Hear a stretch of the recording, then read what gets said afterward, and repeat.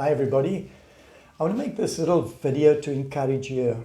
This world is really going kind of haywire, where you see people are standing behind evil and promoting evil as being good and good as being evil. Our world is just very disjointed as far as so many things go. There's too many things to mention. But I want to encourage you just to realize that when Yeshua was down here, that's 2,000 years ago, nothing has changed as far as the mission goes. He's called us all to go out and to spread the good news. The good news that the kingdom of our Father, the kingdom of Yahweh, our Elohim, has come down to the earth. Yeshua showed us a perfect way to live the life in the Father's plan. That's why the word says that he lived without sin, even though he was tempted in all ways like we as men are tempted, yet he never sinned. And to sin means to deviate from the Father's plan, from the kingdom plan. He never deviated, and he lived the life as a perfect example of how we could live in this environment.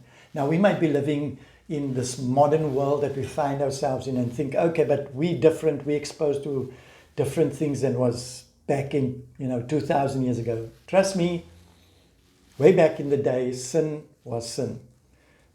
Sodom and Gomorrah got destroyed because of some weird sins. We're probably not exposed to as many of the sins that are going on into this world at the moment. But trust me, sin has been like this. It's human nature that goes haywire. There's no classification of sin in the 20th, 21st century, in the 19th century. Sin is sin, and it's because man is the common denominator. My encouragement to you is Yeshua said the harvest is ripe, but the laborers are few. Let us not focus on wanting to destroy the Roman government because that's going to give us liberation. That was the Jews' whole goal back in the time when they anticipated the Messiah coming. Let's not look at taking over the ANC government or the American government or the whatever. Don't look at the things that this world is very focused on. Get involved in changing people's lives. When you change one person's life, I give you the example of Paul. He was on his way persecuting the followers of Yeshua back in the day. And on his way, he had an encounter with Yeshua. That was a supernatural encounter. He switches around and becomes one of the greatest apostolic individuals to go out and spread the good news and promote the kingdom of the Father to the rest of the world. Yeshua will use whoever avails themselves. He selects who it is, but we have to go out and share the word. There's an indictment, I think, on believers today in that you have so many testimonies where Yeshua himself appears in dreams, in visions to people, and they come to the knowledge and they start to follow him without the intervention of his followers. I think it's the indictment, I say, is because we are not that active going out and sharing the word, sharing the news that there's hope in Yeshua, there's hope in Yahweh our Father. He sent his Son down to die on the cross so that he can then give us a way of coming back into the kingdom. Because remember, when he comes back again, there's not going to be a second chance. The only way we can get back to the Father is through accepting, is just believing that Yeshua was the atonement for our sin, and he's able to get us back into the plan that Yahweh originally started in the garden. So I'm saying to you, yes, you can get yourself involved in 101 things from, whether it's political, whether it's social and everything. Yes, those things are crucial. That's part of how the kingdom operates, taking care of the orphans, the widows, people in need, the poor, kids. So that's important.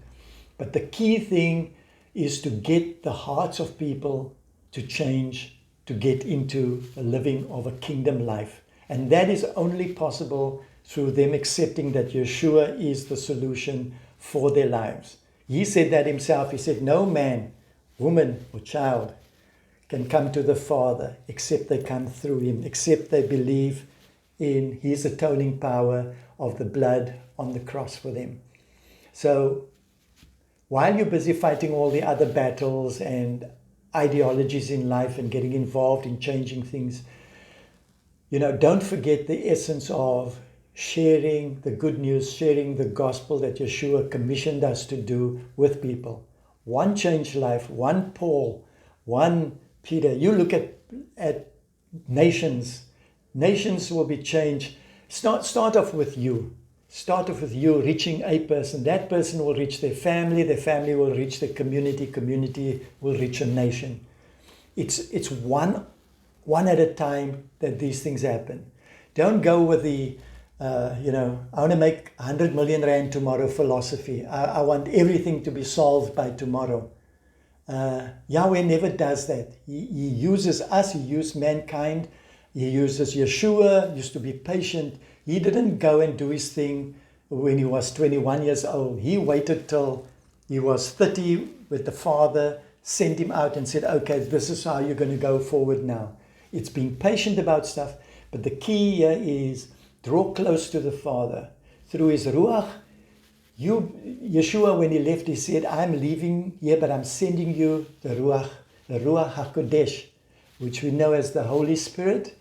He said, I will send him and he will teach you and tell you everything you need to know. Because he won't do anything of his own accord. He will do and tell you what the Father says you need to do. So start building your relationship with the Ruach. Get to know when he speaks to you. And only do what you've been told to do. Don't try and get involved for humanistic viewpoints. If the Ruach says to you, get involved with something and this is what you do, then do it. If you've not been told to do it, don't get involved. Because sometimes we get involved in things we shouldn't be. Remember, there's one Joshua, there's one David, there was one Samson, there's one Moses, and there's one you. And they weren't all used for the same purpose and at the same time. They were used for Yahweh's purposes at different times for different seasons.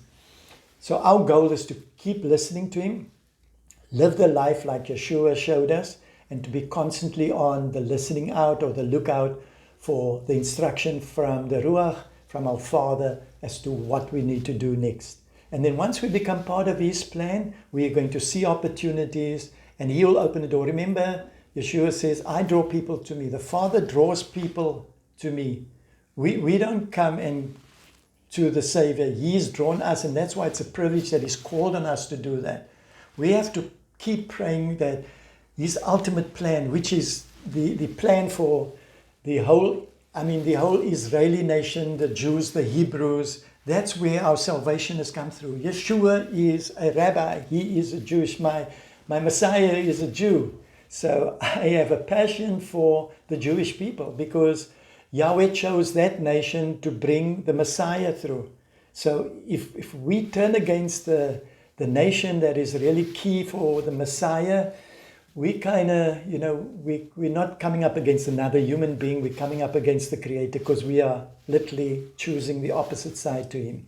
So I don't know what the ideology is that you have or your opinions about Israel or anything, but remember, they aren't called the chosen people for nothing. They haven't had the Messiah come through them as Yeshua came through them for nothing. They are a chosen people. And when you decide to go against the people, go through the Bible and read the history of when Yahweh decides to intervene supernaturally.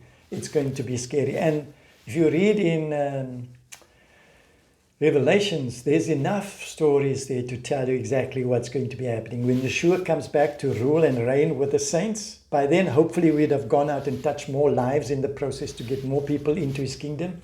But when he comes back, those who are sleeping will basically be raised. We will come back with him as an army. And we're coming back to rule and reign. There has to be someone we're ruling and reigning over. We're not ruling and reigning over angels. We're coming to rule and reign on this new heaven and this new earth. As I end with that, some people might be thinking, oh, is this a different ideology and doctrine about a new heaven and new earth? Trust me, go read in the scriptures, and there is more talk of a new heaven and an earth coming down after Yeshua comes to rule than us leaving here and going to go spend time somewhere in the air, in the Shemayim, the heavens. Okay, the Father was there with the angels and all the heavenly beings. We on the earth, we will rule and reign on the earth. It's going to become like it should have been back in the days of Adam. We were given authority to lay with the lions, and the lambs would lay with lions. We were given authority to name things and to live in peace and to have all the blessings that we could. We messed it up. So there's a repurging of everything and a re-establishment of Yeshua as being the King of Kings and the Lord of Lords on this earth. We will be living here and we will not see death. It's going to be incredible. Hopefully I haven't given you a speed wobble about talking about our eternity being here on earth, or part of it. I don't know what the rest of the Father's plans would be, but pretty much the scriptures speak about a new heaven and an earth down here. And we'll be ruling over those who don't want to be subjecting themselves to Yeshua and the Father's plans. So hopefully you're blessed with this, but go out and go grow the kingdom of the Father. He's never ever chosen to come down and just do a magic wand and do everything. He's always chosen to use man, you and I, because we're created in his image. He wants us to execute the thing. And that plan has never changed, and it won't change for the near future. So he's depending on us to go out and carry out the message of the good news, telling people that Yeshua came to die on the cross, and through his death, through the sacrifice of blood, we are now able to be restored into the Father's kingdom, and we can live that life. When we deviate, he is able to bring us back here because his blood is able to keep us here. That's why Paul says, should we keep on sinning so that he can keep on forgiving us? We got to start to get to a point of living in this life, and then we'll love each other, we'll take care of each other, we won't find hatred in our hearts. You find somebody, whether it's a Palestinian or a Jewish person, that has hatred for each other in their hearts or hatred for people. When they have an encounter with Yeshua, things change. Show me somebody who has a genuine encounter with Yeshua as our Messiah and still have hate for each other. There's just a true passion. So when you see people hating other people, it's because they lack the kingdom inside of them. Because when you can't have evil and good in the same container. You can only fill that container with one piece of element. So if you're going to have evil, good cannot reside. To get evil out, you have to replace it with good. And Yeshua is the only one that can do that. So the harvest is ripe.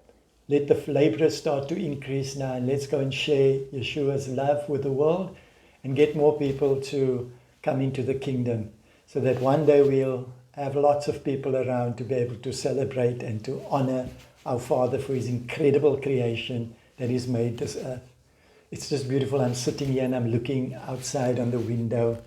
I'm in Cape Town. I'm looking at the mountains here, the Table Mountain, the beautiful things. I'm on like a 6th floor of a building. And I say to myself, okay, I'm living in a building that's man-made, but I'm saying, what beautiful creation do we have around here? And our Father has given all of this to us, and we're more worried about hating each other and destroying things. So bless you, and let's increase the kingdom. Shalom.